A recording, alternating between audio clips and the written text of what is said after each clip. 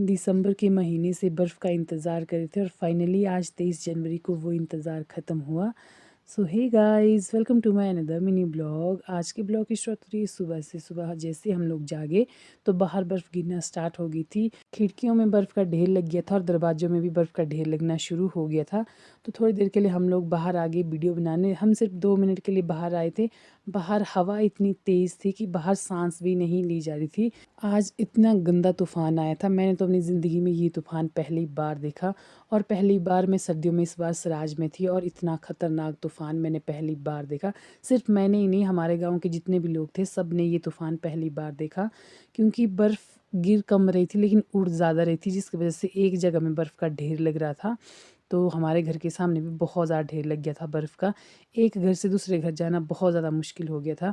तो हमारे घर आए थे बुआ, बुआ को आज बोला था चाचू ने माघ खाने, तो उन्होंने बनाए थे आज बाबरू। तो मैं, अंजू दीदी और बिट्टू भी चले गए उनके घर और यहाँ हम कार्ड्स भी खेल रहे थे और साथ में हम यहाँ बाबरू भी खा रहे थे। और इनके घर में चावड़ी में बहुत ज़्यादा ढेर लग गया था, तो दादी ने और चाचू ने ये साफ़ किया और बर्फ़ सारी नीचे फेंक दी। और उसके बाद जा रहे थे हम पूजा होरी के घर, क्योंकि लाइट तो वैसे थी नहीं। तो आग के पास भी हम बैठे बैठे बोर रहे थे, तो सोचा थोड़ी देर गेम्स खेलते हम रूम में। तो यहाँ देखा पूजा हो रही कि रूम के अंदर तक बर्फ़ आ गई थी, क्योंकि दरवाज़ा हल्का सा खुला रह गया था, जिसकी वजह से बाहर बर्फ़ का ढेर लग गया था। तो थोड़ी देर बाहर खड़े हम, उसके बाद सीधा ही आ गए बिस्तर में, क्योंकि ठंड ही इतनी ज़्यादा थी। और उसके बाद पर्दे वगैरह सब कुछ बंद थे, क्योंकि इनको खोलने का मन ही नहीं कर रहा था। उसके बाद पूजा लेके आई यहाँ अंगीठी, क्योंकि आप बिना खाने के सर्वाइव कर सकते हैं लेकिन बिना आग के आप सराज में सर्वाइव नहीं कर सकते हैं गाइस।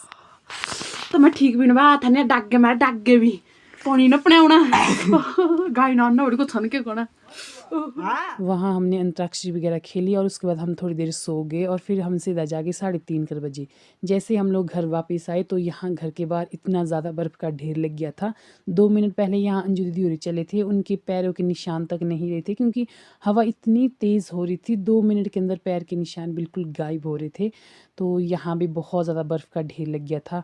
और हमारे किचन की हालत ऐसी थी कि यहाँ बैठने के लिए जगह तक नहीं बची थी, क्योंकि चारों तरफ बर्फ़ ही बर्फ़ थी। तो यहाँ मम्मी जी और बुआ कर रहे थे बर्फ़ पूरा साफ़, ताकि बैठने के लिए थोड़ी सी जगह बन जाए।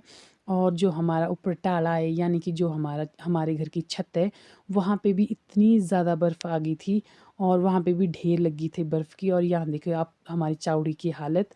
तो फिर यहाँ लगी हम रात के खाने की तैयारी करने, तो सोचा आज बनाते हैं बेवड़ी। चावल के आटे की ज़्यादा टेस्टी बनती है, लेकिन चावल का आटा था नहीं, तो हमने यहाँ गेहूं के आटे की बेवड़ी बनाई और उसके बाद गर्मा गर्म चाय के साथ लगी बेवड़ी खाने।